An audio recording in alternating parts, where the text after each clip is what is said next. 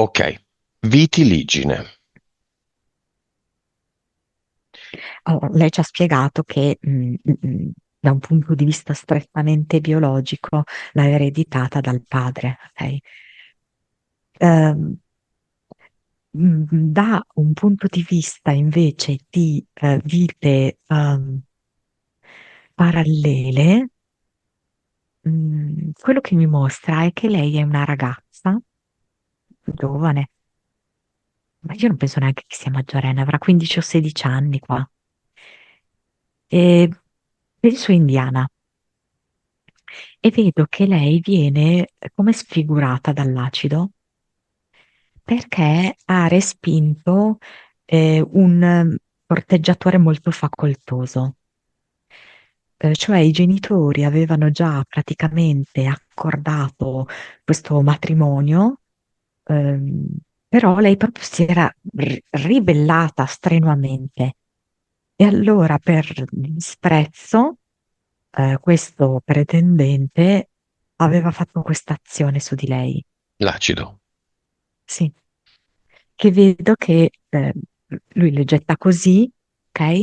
Le arriva, diciamo così, principalmente, mi fa vedere nella parte centrale dove più o meno lei adesso ha la ferita, per arrivare poi ovviamente ad avere degli schizzi anche sul viso. Ehm, mm, e qui vedo che per assurdo, cioè lei diventa motivo di vergogna perché i genitori avevano dato la parola, Mhm. cioè da un punto di vista di contesto sociale, Sì, no? sì, è così, è così. Ecco, quindi cioè, non era lei che era vittima di questo pazzo, No, no. era lei che aveva causato la vergogna e il discredito familiare. La giusta reazione di lui. No, no, ma funziona così anche Eh, oggi, quindi senza andare tanto indietro nei secoli, in India è così. Ogni tanto girano queste notizie con tutte le foto di queste ragazze sfigurate, assurde, veramente impressionanti. Che hanno?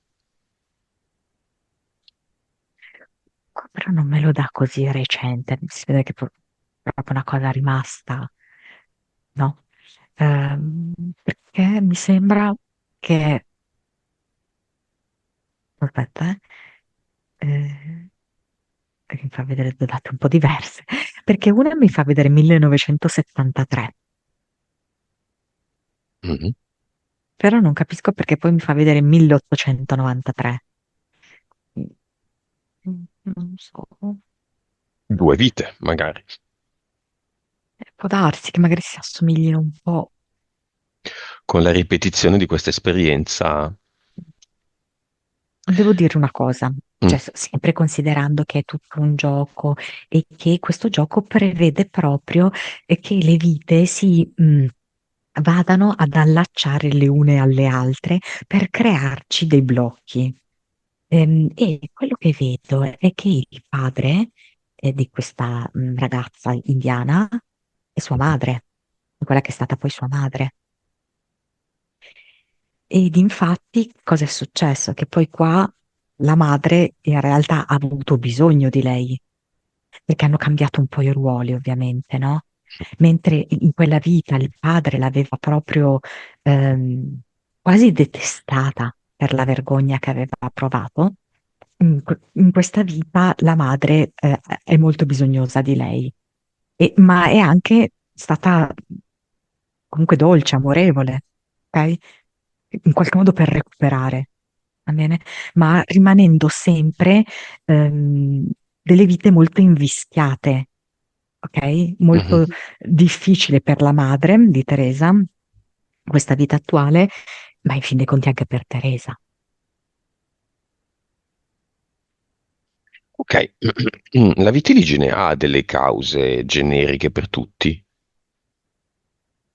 Allora, spesso vedo questa componente della vergogna, però bisogna andare in profondità perché bisogna sondare intorno a che cosa è la vergogna, Mm, quali sono i fattori scatenanti di questa vita e delle delle altre. altre. Quindi direi vitiligine e vergogna. Spesso sì, però magari non sempre sempre. Perché spesso è sui genitali. Le perché è vergogne? proprio quella parte, sì, mortificata, colpevolizzata. Sì. La bocca, le mani. Sì, tutto ciò da cui può uscire qualcosa di sporco, no?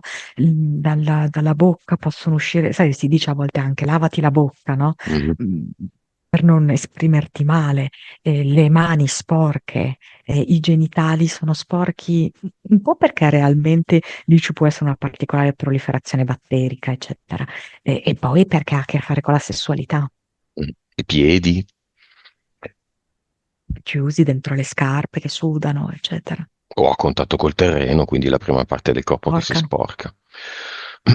Va bene.